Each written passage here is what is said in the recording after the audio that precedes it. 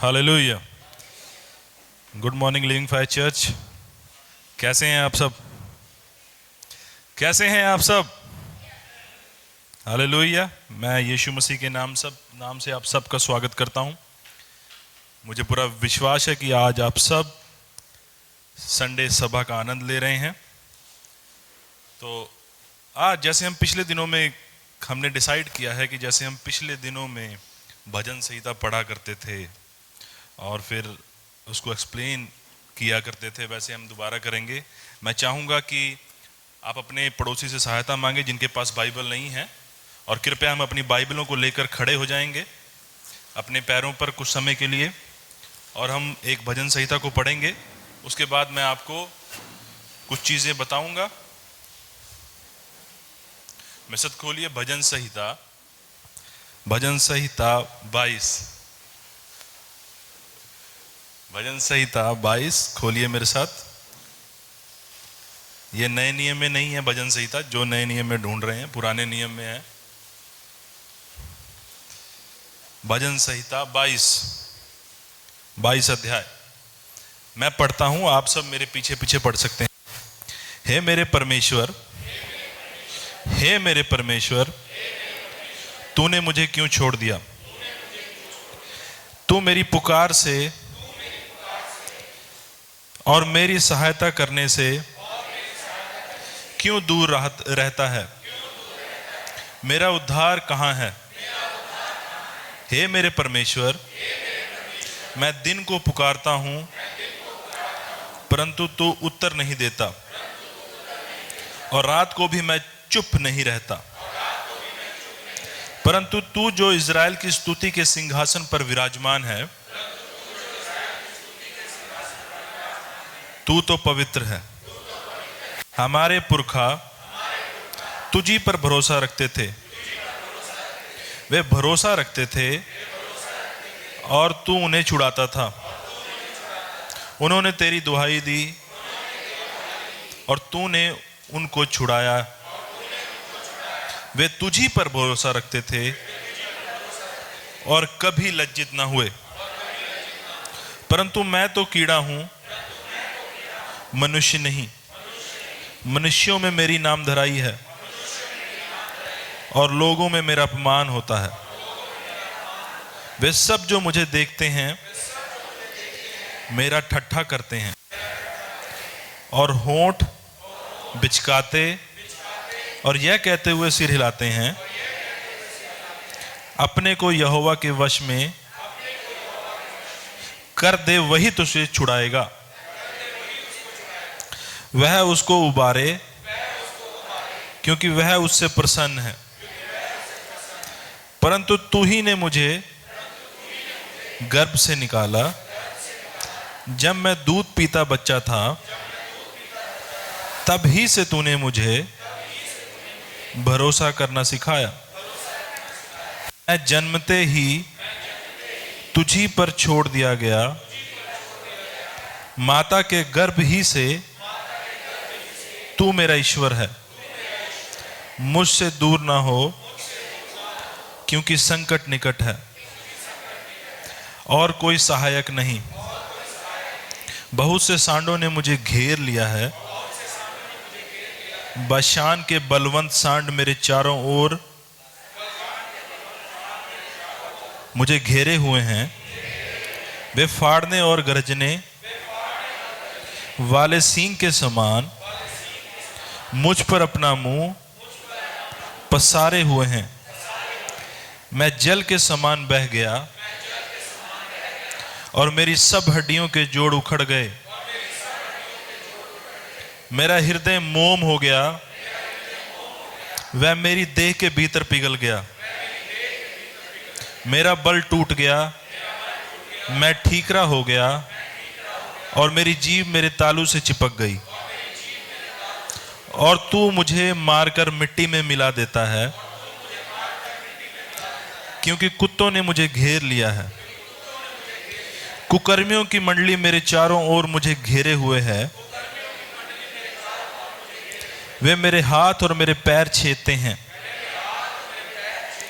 मैं अपनी सब हड्डियां गिन सकता हूं, वे मुझे देखते और निहारते हैं।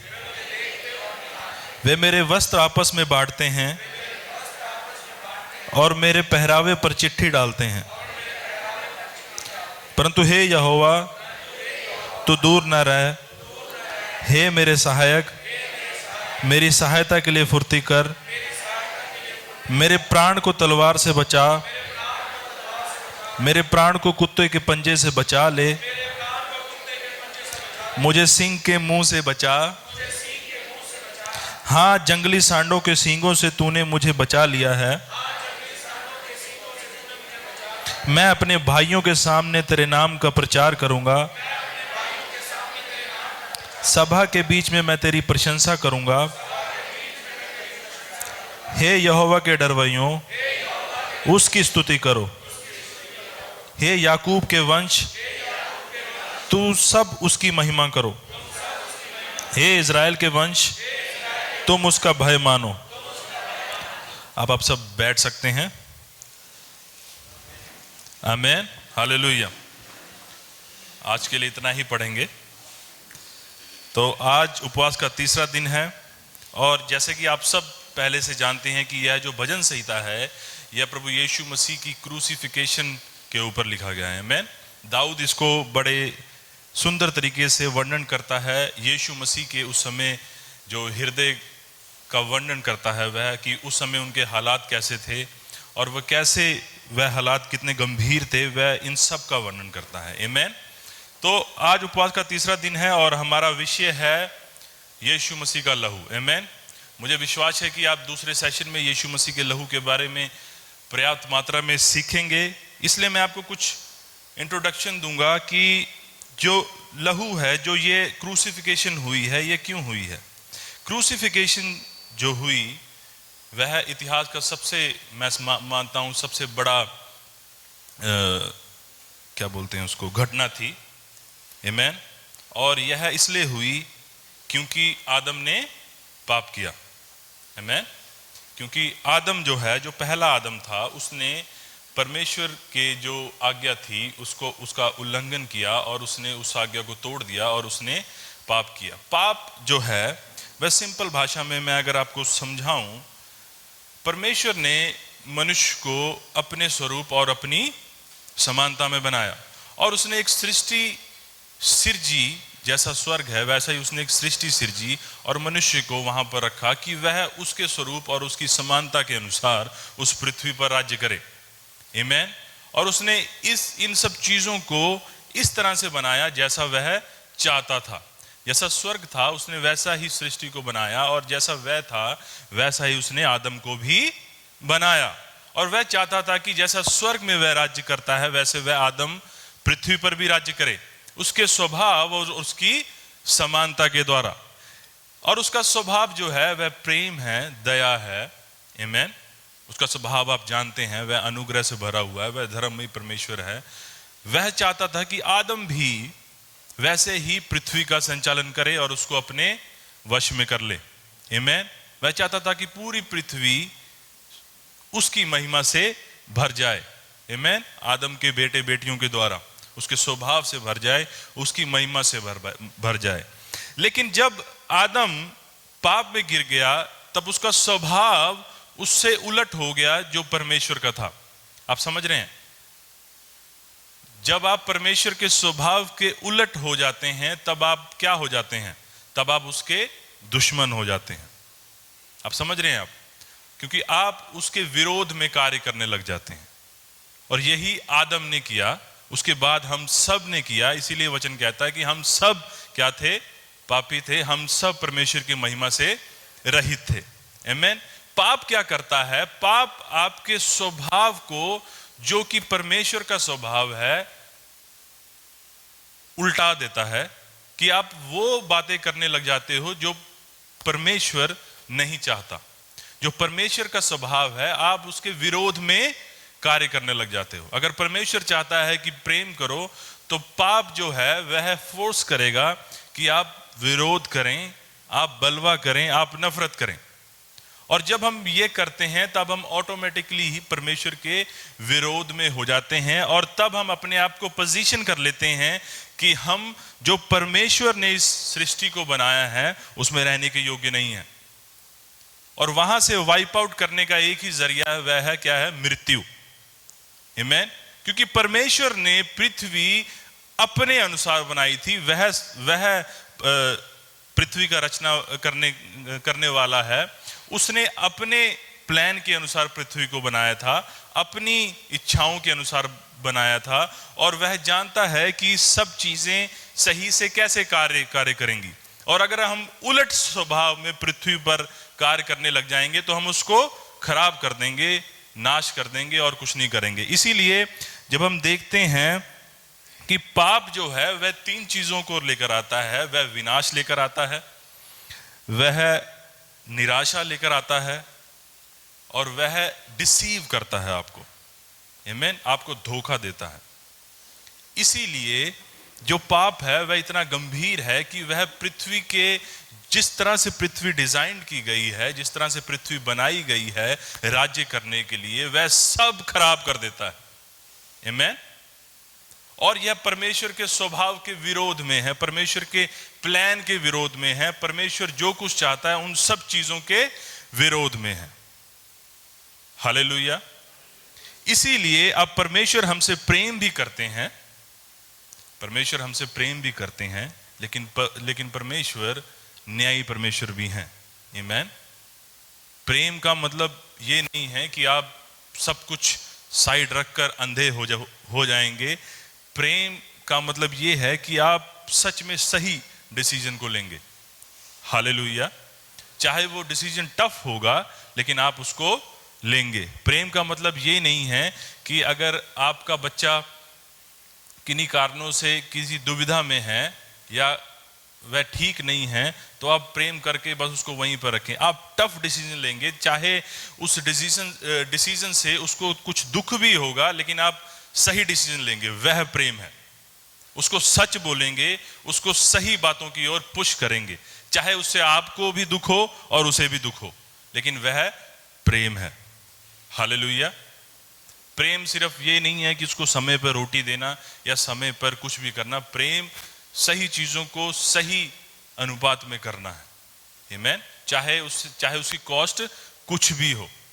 हालेलुया। तो परमेश्वर ने इस पृथ्वी को बनाया था और उसने उसका मूल बनाया था आदम को, और आदम जब पाप में गिर गया तो हम सब पाप में गिर गए। आमीन। अब कई पूछेंगे ऐसा क्यों होता, ऐसा कैसे?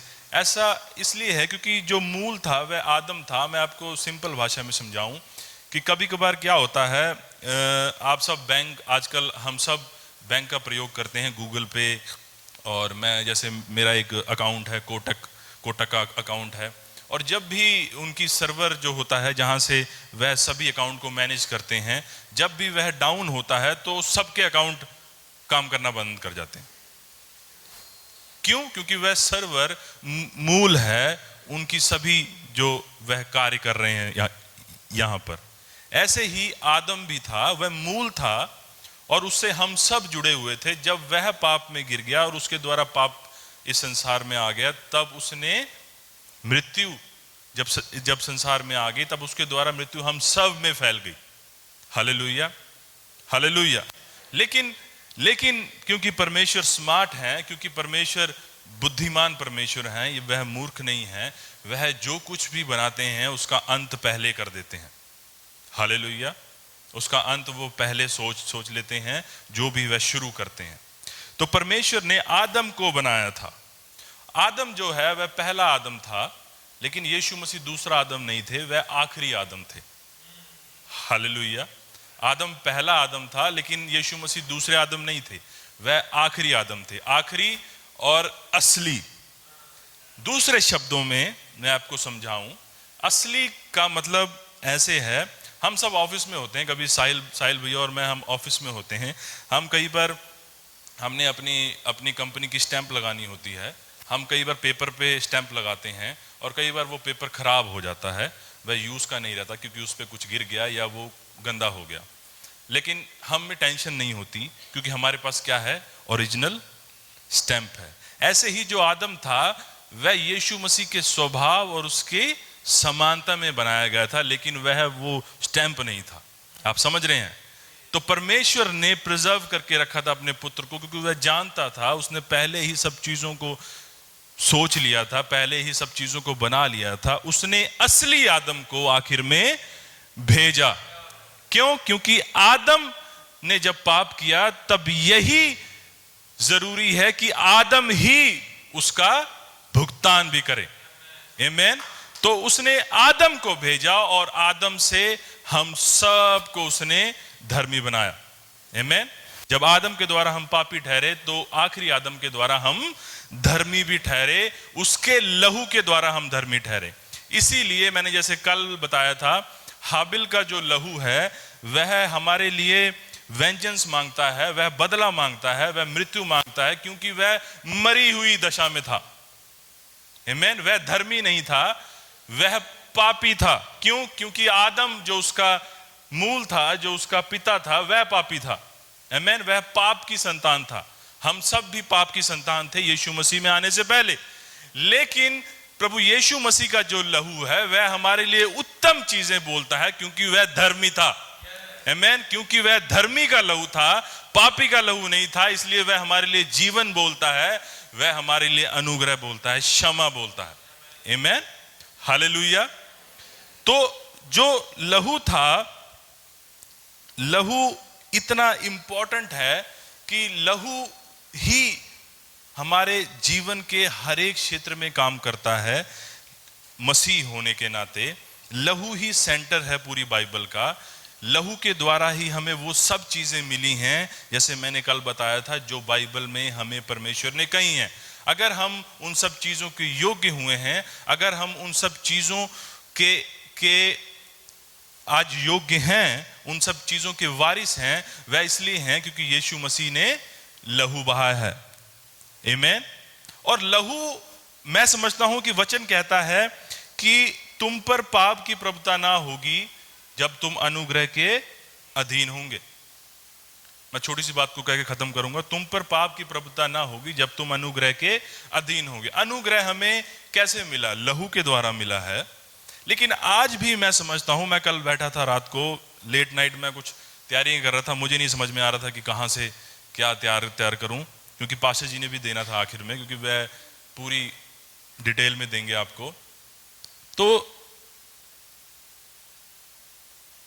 वचन कहता है कि जब तुम अनुग्रह के अधीन होगे तब तुम पर पाप की प्रभुता ना होगी। आज भी हम देखते हैं हमारे जीवनों में, हमारे परिवार के जीवनों में पाप की प्रभुता है, अनुग्रह की नहीं है। और वो इसलिए है क्योंकि उसका रूट ये है कि हम अभी लहू की सामर्थ को समझते ही नहीं है। आप समझ रहे हैं मेरी बात को? पाप जो है वह हमारे अंदर क्या लेकर आता है? डर लेकर आता है, कंडमनेशन लेकर आता है, डर लेकर आता है, और वह हमें दोषी ठहराता है।